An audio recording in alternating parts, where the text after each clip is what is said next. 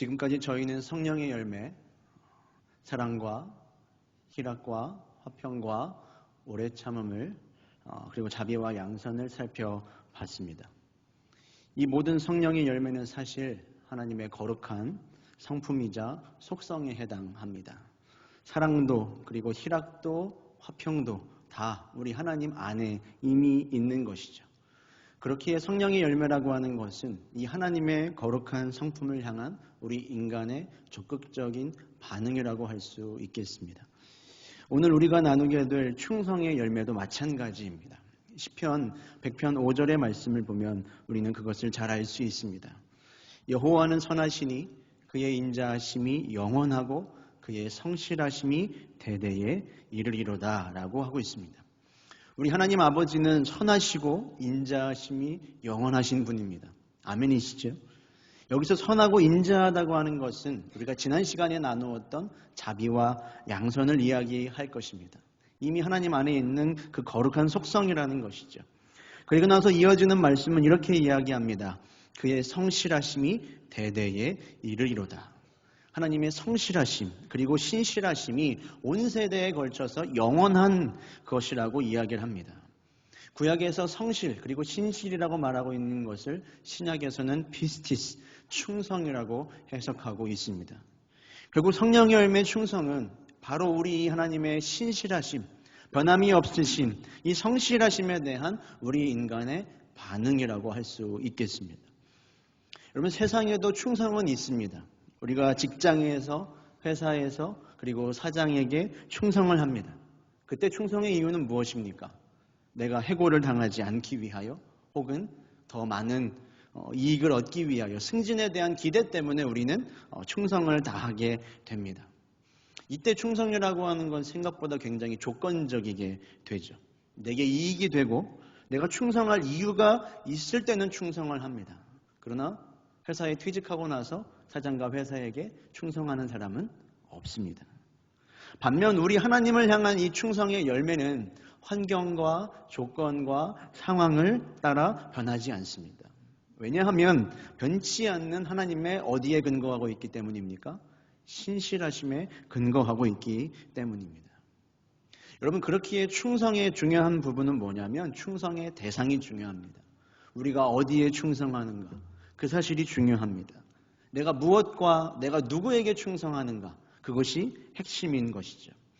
그래서 세상의 충성과는 다르게 우리가 하나님께 올려드리는 성령의 열매로서의 충성은 조건에 상관없이 위기와 시련을 만날 때 더 강해집니다. 위기와 시련 가운데 충성은 더 빛이 나게 되는 거죠. 하나님이 우리에게 상황과 조건이 우리에게 더 큰 헌신과 섬김을 요구할 때에 충성은 빛이 납니다. 그리고 유혹과 시험을 만날 때 충성은 더 정결해집니다. 다니엘과 세 친구에게 이방의 왕이었던 바벨론 왕이 신상에 절을 하라고 요구하지 않습니까?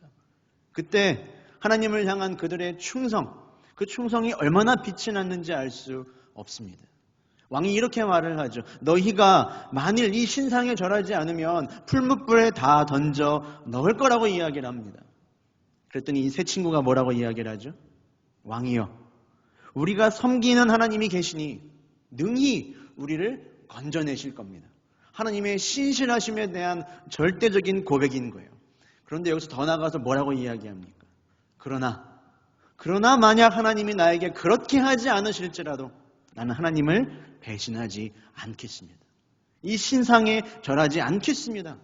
이것이 바로 다니엘과 세 친구의 하나님을 향한 그리고 하나님의 신실하심을 향한 충성이었습니다. 여러분, 하나님 한 번도 나를이라고 하는 복음성가를 잘 아시죠? 아마 많은 분들이 좋아하실 겁니다. 하나님 한 번도 나를 실망시킨 적 없으시고 언제나 공평과 은혜로 나를 지키셨네. 오 신실하신 주. 그런데 이 찬양의 작사와 작곡을 하신 분의 이 어린 딸이 어렸을 때부터 중병을 앓았다고 합니다. 큰 병을 앓았는데 결국에는 병이 재발해서 16살 참으로 좋은 나이에 하나님 품으로 먼저 떠나게 되었다고 합니다. 부모의 마음에서는 이보다 더 슬프고 안타까운 일이 있을 수가 없죠. 그런데도 고백을 하고 있는 겁니다. 하나님 한 번도 나를 실망시킨 적 없으십니다. 바로 이 하나님의 신실하심에 대한 우리의 변치 않는 마음과 믿음과 삶의 태도가 여러분 바로 충성인 것입니다. 여러분 하나님께 충성하는 그리스도인들 다 되시길 바랍니다. 그렇다면 이 성령의 열매로서의 충성이 구체적으로 우리의 삶 가운데 나타나게 될 때 그때는 어떤 모습으로 나타나게 되는가? 그것을 디모데후서 2장은 이 강한 그리스도인, 이 충성된 그리스도인의 이미지를 이 세 가지로 가르쳐주고 있습니다. 우리 디모데후서 2장 3절부터 4절인데 먼저 한번 같이 읽어보겠습니다. 너는 그리스도 예수의 좋은 병사로 나와 함께 고난을 받으라. 병사로 복무하는 자는 자기 생활에 얽매이는 자가 하나도 없나니 이는 병사로 모집한 자를 기쁘게 하려 함이라. 먼저는 무엇입니까? 병사, 그리스도의 군인입니다. 여러분 군인의 특징이 무엇인가요? 군인은 명령에 죽고 명령에 삽니다. 그 명령이 무엇인지는 중요한 게 아닙니다. 전진하라 하는 명령을 들었다면 절대 순종해야 합니다. 멈춰라 하는 말을 들었다면 이유와 상관없이 멈춰야 하는 거예요. 총알이 빗발치는 상황 가운데에도 전진하라 했다면 적진을 향해 돌진할 수 있어야 합니다. 왜 나를 보냅니까? 왜 나만 보냅니까? 왜 저 사람에게는 가라고 하지 않습니까? 라고 묻지 않습니다. 그리고 군인은 들은 명령을 자기식으로 해석해서 반응하지도 않습니다.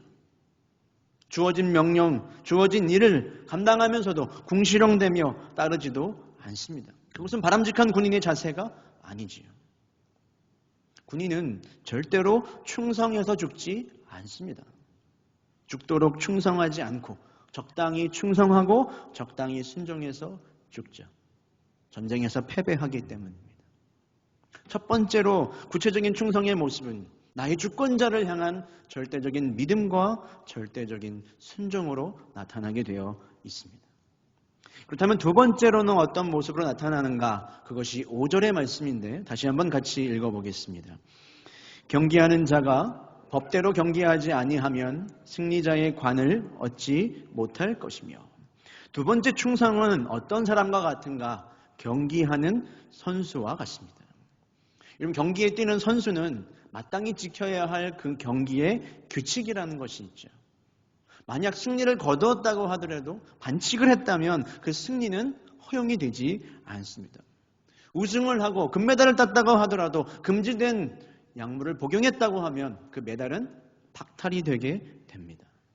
이처럼 여러분 충성은 우리의 삶의 정직성과 도덕성으로 나타나게 되어 있습니다. 많은 사람들은 수단과 방법을 가리지 않고 결과만을 만들어내려고 합니다. 하지만 믿음이 있고 정말로 충성스러운 사람은 정직하게 결과보다 과정을 중요하게 생각합니다.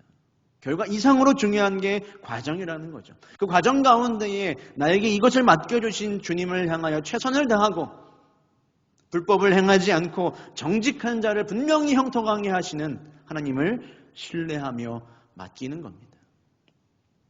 다시 한번 다니엘에 대한 이야기를 드려보겠습니다.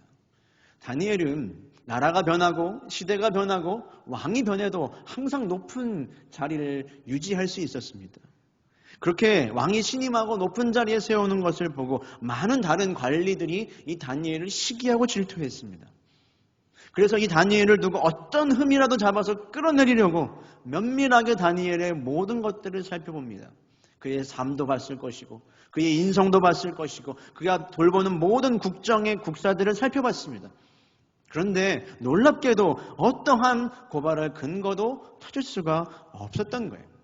그것을 다니엘 6장 4절은 이렇게 표현하고 있는데 우리 같이 한번 읽어보겠습니다. 이에 총리들과 고관들이 국사에 대하여 다니엘을 고발할 근거를 찾고자 하였으나 아무 근거, 아무 허물도 찾지 못하였으니 이는 그가 충성되어 아무 그릇됨도 없고 아무 허물도 없었음이었더라. 여러분 다니엘의 모습이 그려지시나요? 그가 정직하게, 그가 주어진 모든 삶 가운데 깨끗하게 도덕성을 지켜나갔을 때 그는 충성되다는 말을 들었고 아무런 허물도 그릇됨도 없었습니다. 에이, 털어서 먼지 안 나는 사람이 어디 있겠냐라고 하지만 바로 그런 사람이 충성된 사람입니다. 탁월함도 필요하지만 깨끗함과 정직성이 있어야 하는 것이죠. 이것이 바로 성령의 열매 충성입니다.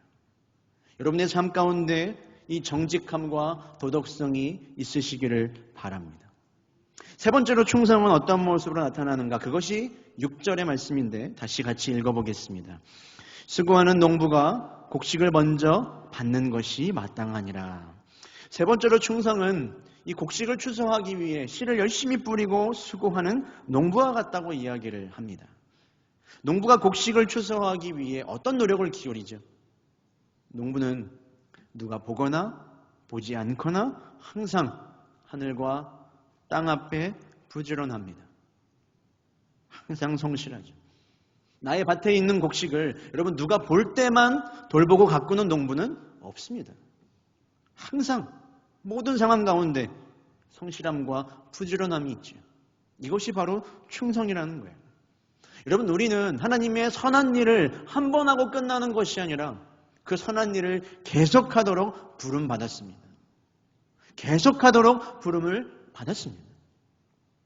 어떤 유명한 목사님이 부교육자들에게 교육을 하시면서 늘 강조하시는 말을 들었던 적이 있습니다. 참 인상이 깊었어요. 이런 것이었습니다. 이 땅을 살아가면서 부교육자 여러분 창조적이 되어야 합니다. 크리에이티브, 창조성 있게 항상 고민하며 새롭게 하기 위해 노력을 해야 한다는 거예요. 그러나 아무리 창조적이라고 하더라도 지속성이 없다면 창조성은 아무런 의미가 없을 겁니다. 라고 이야기를 하셨다 그래요. 무슨 말인지 여러분 다 이해를 하실 겁니다. 아무리 창조적으로 많은 일을 해나간다 해도 그것들을 지속해 나갈 수 있는 성실함과 부지런함이 없다면 그 창조성마저도 퇴색이 된다는 것이죠.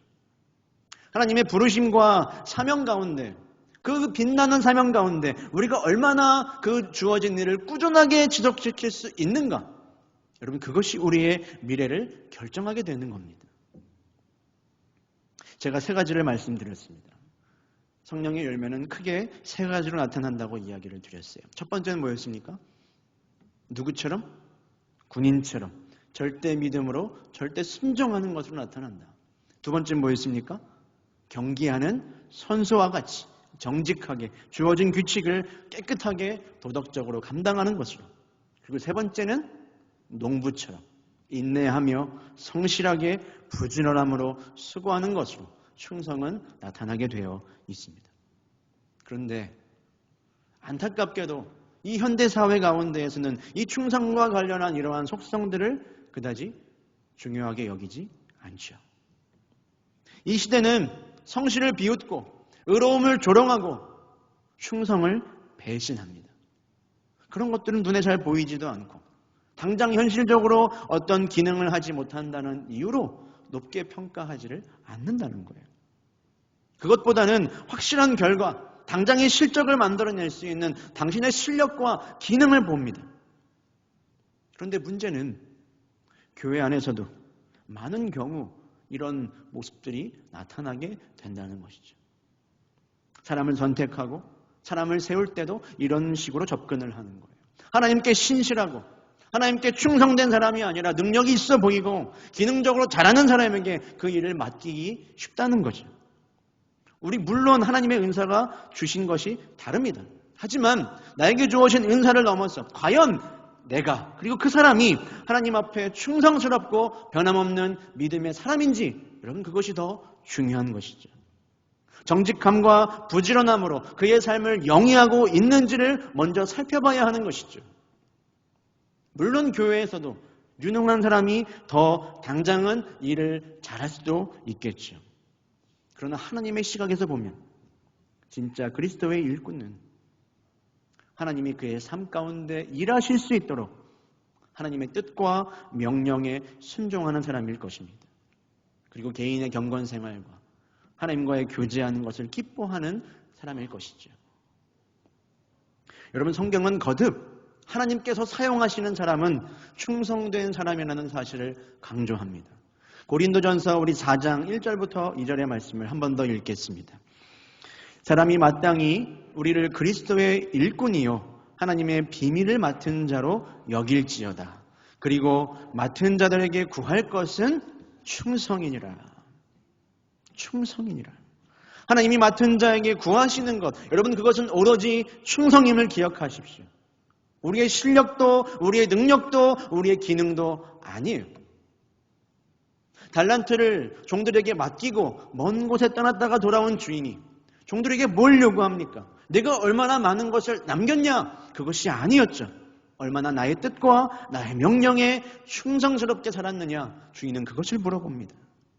그런데 한 달란트 받은 종은 그 주인의 마음을 오해하죠. 주인이 어떤 분인지를 오해해요. 주인은 굳은 사람이잖아요. 내가 이것 가지고 더 많은 것을 남기지 않았다면 분명히 경을 쳤을 겁니다. 그래서 저는 숨겨두었습니다. 소유와 기능에 따라서 주인이 나를 판단할 것이라고 착각했던 것입니다. 하지만 주인은 종의 충성만을 바라고 기대했습니다. 하나님이 여러분들에게 바라시는 것도 이것입니다. 내가 하는 일과 내가 만나는 사람과 내가 보내고 있는 시간과 하나님이 나에게 허락하신 인생 가운데에 얼마나 충성하는가, 보이지 않는 하나님 앞에서 내가 얼마나 성실하고 정직하고 순종해가며 살아가는가, 그리고 내가 너에게 맡겨준 일을 얼마나 끝까지 해내는가, 주님은 그것을 지켜보고 계시는 줄로 믿습니다. 여러분이 만약 세상에서 성공하고 싶으시다면 이렇게 충성하지 않으셔도 될 겁니다. 세상이 말하는 많은 성공하는 비법들을 따라가면 됩니다. 하지만 하나님께 쓰임받고 싶다면 여러분 충성해야 합니다. 지금 나의 현재의 모습, 내가 소유하고 있는 것, 이것이 나의 인생을 결정짓지 않습니다. 나의 충성스러운 존재, 그리고 하나님을 향한 충성스러운 삶의 태도, 이것이 우리의 인생과 미래를 확증하는 겁니다. 잠언 20장 6절의 말씀을 보면 이런 말씀이 나옵니다. 제가 읽어드릴게요. 사람들은 저마다 자기가 신실하다고 하지만 누가 신실한 사람을 찾을 수 있겠는가? 여러분, 이것이 하나님과 지혜자의 고민이었어요. 많은 사람들이 스스로를 신실하다고 말하고 충성되다고 말하는데 과연 충성된 사람이 어디 있나? 이게 하나님의 물음이고 하나님의 바람이었다는 거예요. 더 나아가서 주님은 이렇게 말씀을 하십니다. 요한계시록 2장 10절에 우리 같이 한번 읽어보겠습니다. 너는 장차 받을 고난을 두려워하지 말라. 내가 죽도록 충성하라. 그리하면 내가 생명의 관을 내게 주리라. 그냥 충성하는 것도 쉽지가 않은데 지금 주님은 우리에게 죽도록 충성하라고 하십니다. 이 말은 우리가 이 세상에서 주님께 충성하며 살아가려면 죽음의 위협과도 같은 많은 날마다 내가 죽는 자리로 나아가야 하는 믿음의 결단이 필요하다는 걸 이야기하는 거죠. 어떤 손해와 어떤 수치에도 불구하고 기꺼이 죽는 자리로 가라는 겁니다. 누가 이 길을 걸어갔습니까? 나는 매일 죽노라 고백하던 바울이 이 길을 걸어갔죠. 대체 바울은 이 길을 어떻게 걸어갔을까? 우리의 생각이면 바울 정도 됐으면 그의 삶의 앞길을 다 알았으니까 걸어갈 수 있겠거나 생각하지만 그렇지가 않았습니다. 사도행전의 바울의 고백을 보면 이렇게 나옵니다. 이제 나는 성령에 매여서 예루살렘으로 가는데 내가 거기서 무슨 일을 당하는지 나도 알지 못합니다. 바울도 그저 하나님께 무슨 일이 있을지도 알지 못하고 성령에 매여서 충성되이 그 길을 걸어갔습니다. 대체 어떻게 가능했을까? 디모데전서 1장 12절은 그것을 이렇게 밝히고 있습니다. 우리 마지막으로 이 말씀만 같이 읽어보겠습니다. 나를 능하게 하신 그리스도 예수 우리 주께 내가 감사하면 나를 충성되이 여겨 내게 직분을 맡기심이니. 하나님이 나를 충성되다고 여기셨어. 내게 직분을 맡기셨습니다. 이게 바울의 충성할 수 있던 비결이에요. 죄인 중에 괴수와 같은 나를 부르시고 나에게 충성되다고 말씀하시며 주님이 나에게 직분을 맡기셨습니다. 그분이 나를 부르시고 충성스럽다고 말씀하시기에 나는 충성된 삶을 살아갈 수 있습니다. 이게 바울의 말입니다. 나의 부르심에 내가 충성할 수 있는 힘과 은혜가 있습니다. 나를 부르신 하나님께서 내가 충성할 수 있도록, 감당할 수 있도록 나를 도우실 것입니다. 여러분, 충만할 때 충성할 수 있습니다. 여러분, 충만할 때 충성할 수 있습니다. 나의 부르심에 충만하고, 나를 부르신 예수로 충만하고, 우리를 부르시고 힘주시는 성령으로 충만할 때 충성할 수 있습니다. 여러분, 충만하십시오. 충만하여 충성하면 충성할 수 있는 힘과 믿음과 용기를 주십니다. 충성은 열매입니다. 그리고 이 열매는 고난 가운데 더 빛이 납니다. 더 아름다워질 거예요. 그러나 한 번 충성하고 끝나는 것은 의미가 없습니다. 끝까지 충성해야 합니다. 여러분의 주어진 삶에 끝까지 충성하십시오. 성령께서 여러분들을 도우실 겁니다. 여러분들의 부르심을 오늘 새롭게 하십시오. 여러분들의 부르심이 충성할 수 있는 힘입니다. 성령이여 간구하기는 오늘 하나님의 신실하심을 붙들고 다시 나의 부르심을 새롭게 하는 모든 성도들에게 충성할 수 있는 힘과 믿음을 주시옵소서. 이렇게 기도하는 오늘 이 밤이 되기를 주님의 이름으로 축원합니다. 오늘 함께 이 찬양으로 고백했으면 좋겠는데요. 하나님의 부르심이라는 찬양입니다. 우리 함께 이 믿음이, 이 가사가 우리의 고백이 되며 나아갔으면 좋겠습니다. 하나님의 부르심에는 후회하심이 없네. 내가 이 자리에 선 것도 주의 부르심이라. 하나님의 부르심에는 결코 실수가 없네. 나를 부르신 하나님의 신실하심을 믿네. 우리 함께 고백하겠습니다. 하나님의 부르심에는 후회하심이 없네. 내가 이 자리에 선 것도 주의 부르심이라. 하나님의 부르심에는 결코 실수가 없네. 나를 부르신 하나님의, 우리 다시 한번 하나님의 부르심에는 후회가 없습니다 고백하겠습니다. 하나님의 부르심에는 후회하심이 없네. 내가 이 자리에 선 것도 주의 부르심이라. 아멘. 하나님의 부르심에는 결코 실수가 없네. 나를 부르신 하나님의 신실하심을 믿네. 날 부르신 듯 내 생각보다 크고 날 향한 계획 나의 지혜로 측량 못하나 가장 좋은 길로 가장 완전한 길로 오늘도 날 이끄심 믿네. 하나님의 부르심에는 후회하심이 없네. 내가 이 자리에 선 것도 주의 부르심이라.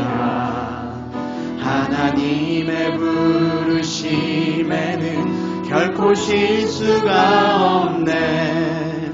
나를 부르신 하나님의 신실하심을 믿네. 작은 나를 부르신 뜻을 나는 알 수 없지만 오직 감사와 순종으로 주의 길을 가리라. 때론 내가 연약해져도 주님 날 도우시니 주의 놀라운 그 계획을 나는 믿으며. 다시 한번 고백할까요? 작은 나를 부르신 뜻을 나는 알 수 없지만 오직 감사와 순종으로 주의 길을 가리라. 때론 내가 연약해져도 주님 날 도우시니 주의 놀라운 그 계획을 나는 믿으며 살리. 날 부르신 뜻 내 생각보다 크고 나야만 계획 나의 지혜로 측량 못하나 가장 좋은 길로 가장 완전한 길로 오늘도 날 이끄신 민. 날 부르신 뜻 내 생각보다 크고 나야만 계획 나의 지혜로 측량 못하나 가장 좋은 길로 가장 완전한 길로 오늘도 우리 믿음으로 다시 한번 마지막으로 고백합니다. 날 부르신 뜻 내 생각보다 크고 나야만 계획 나의 지혜로 측량 못하나 가장 좋은 길로 가장 완전한 길로 오늘도 날 이끄신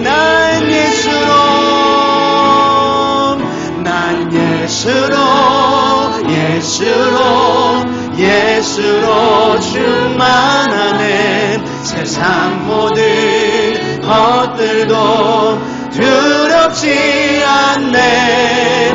난 예수로 충만하네. 영원한 당 내 안에 사랑의 난 예수로 충만합니다. 난 예수로 충만하네. 세상 모든 풍파도 두렵지 않네. 난 예수로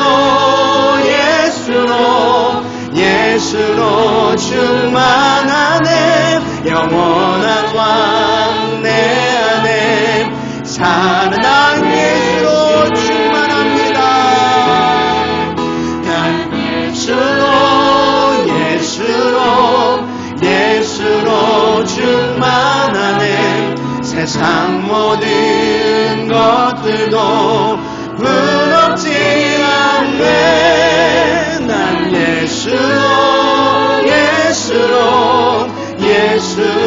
충만하네.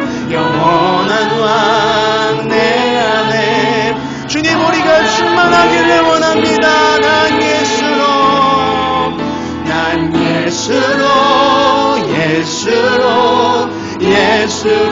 충만하네. 세상 모든 풍파도 두렵지 않네. 난 예수로 충만하네.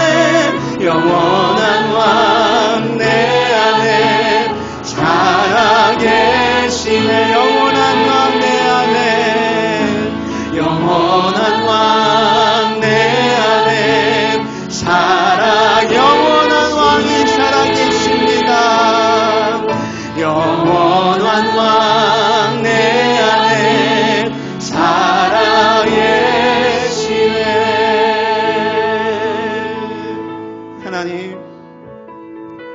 하나님의 부르심에는 후회가 없습니다. 하나님 한 번도 나를 실망시킨 적 없으십니다. 하나님의 신실하심 앞에 충성하지 못했던 우리를 불쌍히 여겨주시옵소서. 후회가 없는 하나님의 부르심 앞에 담대하게 나아가기를 원하면서도 날마다 주저하며 뒤돌아서며 주님, 저 요한은 어떻게 되는 건가를 물었던 주님, 우리를 불쌍히 여겨주시옵소서. 우리가 충성할 수 있는 힘은 나를 두고 충성스럽다 말씀하시는 하나님의 부르심에 있습니다. 하나님, 주님의 부르심을 충만하게 하여 주시고 예수로 우리를 충만하게 하여 주시고 성령으로 우리를 충만하게 하여 주셔서 주님의 충성스러운 일꾼들 다 되게 하여 주시옵소서. 우리 주님을 한번 3번 부르게 부르시고 다 함께 기도하며 나아가겠습니다. 주여, 주여, 주여. 하나님, 오늘 이 시간 우리를 예수로 충만하게 하시옵소서.